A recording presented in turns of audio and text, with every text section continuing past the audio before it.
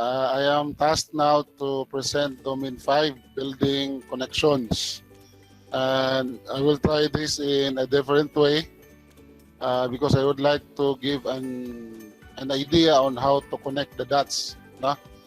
On how are you going, when you study, how are you going to connect the ideas. No? Because I feel pity, nalukoy ko atong some who took the test that daghan daw silang memorize nga they were able to memorize Republic Act, Deputy Orders, yet it did not come out in the test. So I think dili po to sayang, no? Because those memorized Republic Acts and Deputy Orders are actually useful.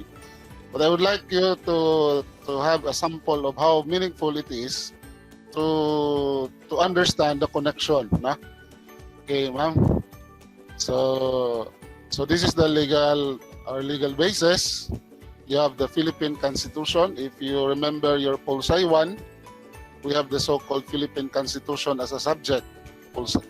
And according to my Pulsai teacher, the Philippine Constitution is the fundamental law of the land. No? There are no laws that will be enacted that is not consistent with the provisions or articles of Philippine Constitution. So walang batas na ma-enact ang Kongreso kung hindi naaayon sa Philippine Constitution. That's why we have the so-called, is this constitutional or unconstitutional? Before that law is fully operational. So from the Philippine Constitution, umaangat yan sa Republic Acts or batas pambansa.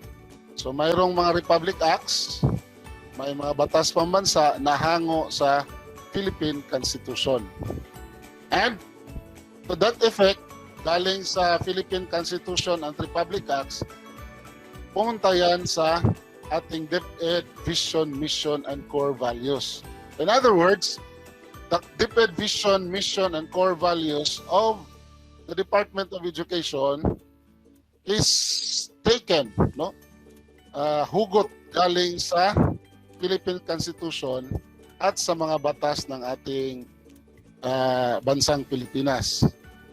Yes, ma'am? To apply with that, I cited here, anyway, I will post this. I posted this presentation to our GC and to the shared drive so that do not be overwhelmed with that. No? Actually, pareho lang ang laman yan in the Philippine Constitution.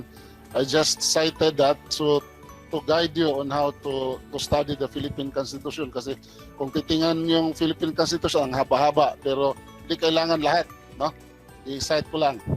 Then, out from these articles and sections of the Philippine Constitution, lumabas yung mga enacted na mga Republic Acts. May batas pambansa, may family code, may child and youth welfare code. So galing yan sa Philippine Constitution at yan ang naging basihan ng Department of Education.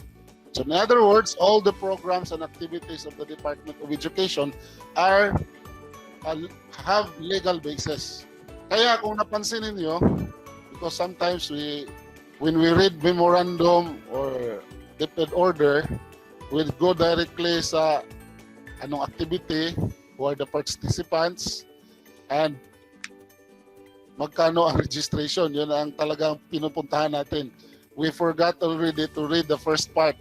The first part of the memorandum or memo from the division or from the region is really pursuant to DepEd order, pursuant to Republic Act, may citation yan sa legal basis.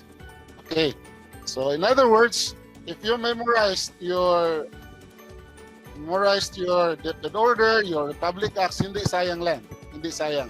The only thing that we will do is that paano yan tatahiin natin sa mga programa, projects, and activities ng DepEd upang masagot natin yung mga tanong sa test. Okay. So, still continuation, DepEd vision, mission, and core values. At yung vision, mission natin ay ginawa niya ng DepEd orders at DepEd memos na i-implement sa field. And of course, galing yan, kung i-trace up natin yan, we will be tracing it back to Republic Acts and the Philippine Constitution. Okay. So, for my topic of Domain 5, I capture the vision mission. So this is how we capture, no? So according to the mission, to protect and promote the right of every Filipino to quality, equitable, culture-based, and complete basic education. Where, dilaktawan na ako ang, I go directly to the topic. Family, community, and other stakeholders are actively engaged and share responsibility for developing lifelong learners. As I have said before, as part of my plan and my program in taking the test, I really tried my best to memorize the vision, mission, and core values. And luckily, when I took the test, na-blunder na, nawala na ako, in front of me is the poster posted by the advisor probably of that classroom, the vision, mission of DepEd. So, swerte talaga ako, no? Kahit nalimutan ko na, nandyan sa harap ko pala. Then I highlighted, by the way, the word engaged, no? Actively engaged. So that's the key word. Huh? So kung tutusin natin yan, kasi yan ang pagbabasihan nyo sa pag-answer mamaya sa mga questions, pareho lang yan sa, hindi pareho yung kasal na at saka engaged. Ha? Kung sasabihin mong engaged, kayo na nga, but hindi kayo pa. Ganun, no? So, in other words, you have now established relationship as engaged to each other. Pero hindi lahat ng karapatan ng nobyo at saka nobya ay pwede na. Kasi hindi pa kayo kasal, engaged pa lang kayo. So that is our treatment towards engagement with other stakeholders. We are engaged, but we are not fully one. No, diba? Kung kasal na, they are no longer two, but one. So, ang ating relasyon sa stakeholders ay palagi pa rin engaged. Hindi tayo kasado. Meaning, there are limitations of the engagement, no? As provided. So how this engagement being governed in the Department of Education? We have DepEd Orders 52, Series 2009. I give that to you. And you have the data, no? As I give you as an assignment ahead, you read these documents. This will guide you, no? So the focus of my test this evening is more of the Parents Teachers Association, the SBM, and the School Governing Council, our connection with the local government unit, particularly the local school board, and our relationship with other stakeholders. Okay, so I especially mentioned DepEd Order number 40, Series 2012, so that we will be oriented what is our connection with the barangay, no? The LGU barangay. That's why I included that there. Okay, now out from these DepEd orders, if you've noticed, the Department of Education will release memorandum or memoranda. Then the regional office, DepEd region, will also release its own memoranda. Then divisional memos also will be sent, and we will also be given manuals to be followed in implementing some programs and projects. So that's how it connects with our vision, mission to our specific activities, programs, and projects in the field. Okay, yes, ma'am? Okay, so specifically, I mentioned the focus would be school-based management. We are familiar with it, the SBM, the School Governing Council. So we will check how far have you understood school-based management. Then the Parents Teachers Association, that's primarily our connection, no? Building connections. Then the local school board with the local government unit officials, particularly in the Special Education Fund, the 1% levy of real property tax. Then the Child Protection Policy, because we are mandated in this DepEd Order number 40 to relate with the stakeholder. Then adopt a school program. Then School Pupil Government and Student Supreme Government Council and Faculty Teachers Association. So I've said, I've given all the outline of this. I prepared 7 questions to be answered, and expect that during the summative test, the following, we'll set the date, but I am looking at the date of next or this coming Saturday, that you will take the e-quiz with additional questions, no? Additional questions that we will prepare for the 2 Sundays, no? The last Sunday and this Sunday. And Namjin is going to upload also the previous session in the shared drive later. Okay, so I think that's the introduction. What's the next slide? Quiz. That was the last. Okay, so those are the backgrounds, no? Yun ang ating overview sa Domain 5. So I guess I will explain shortly that this is not a spoon-feeding type of study. We will give the questions and we will give you the answer. Then you memorize the question and the answer. That's not the way. That's not the way, because time comes kapag take ninyo sa test, di yun lalabas. Hindi yun lalabas na bigyan namin questions at saka answer. But we know that the questions and answer will be coming from this coverage. So the advice is you have to read, because if you are familiar with the documents, with the DepEd orders, the Republic Act, kahit anong tanong ang itatanong during the test, you will be able to answer, because in your brain and in your heart, you understand the wisdom, no, the essence of its DepEd order and DepEd memo and Republic Act. So, thank you, Ma'am Jean. I think Sir Joselito is ready for the test. Are you ready? Okay.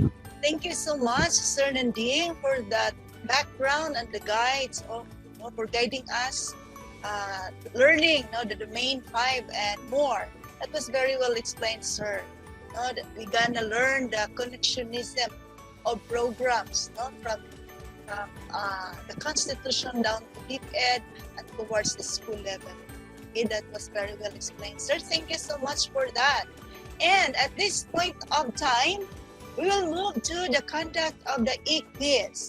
This time, we're gonna know, because this is a recognition of prior learning, we're gonna know whom among us are reading the DepEd memos and DepEd orders given, assigned to us to read for this week. So, to recognize this prior learning of knowledge of these 2 strands, or 2 domains rather, may I call in Sir Joselito B. Rosalihos, okay, for the preliminaries and the process of this e-quiz. Sir Titing, take it away, sir. It's your turn. Yes, Ma'am Jane. Good evening. Good evening once again. For our e-quiz this evening, we added 10 questions from the previous e-quiz questions, the 15 questions last Sunday, and we added 10 questions this time. So it is expected that you need to get a perfect score na tong 15 last week.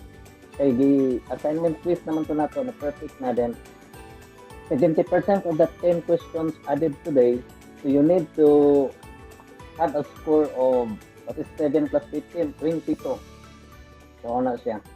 But before our e-quiz, only 26 have joined the e-quiz through the code 793718. So ganina pa ta nag-invite na mag-join them so that we can start immediately in time na sa e-quiz. So As of now, 28. So while waiting for the others, we are 60 man. We are 60 in our meet. So napay mga 32. While waiting,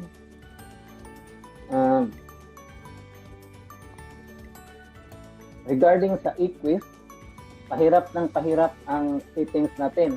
Bakit sinabi kong pahirap na pahirap? The questions were reshuffled.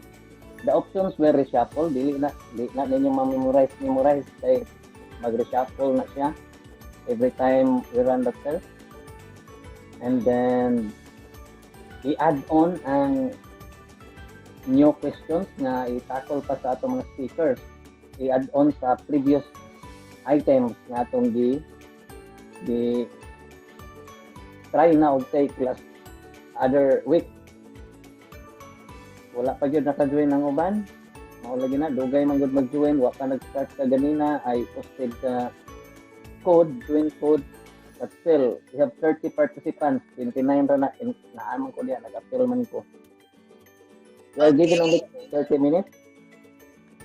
Sir Titing, someone is asking, asa gali link ato, please sir.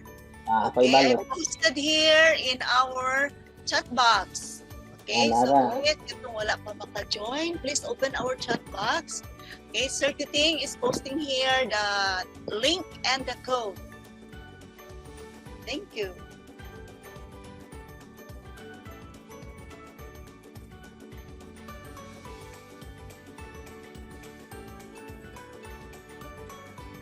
Oh, we have 33 participants so far as of this time. Can you say the e-quiz, joinmyquiz.com and the join code 793-718? Kita na ba, Ma'am Jane? Yes, sir. Kita na, sir. So how many? Oh, na. Posted na ang code. Reposted ang code at saka okay, joinmyquiz.com. Okay. So we are 62 and plus facilitators around -7, so we are expecting 55 to join. Please do not miss it because this is also a training for you for the possibility of online test. Basin online test ang mahitabo. We don't know, no, I'm not sure, but just in case.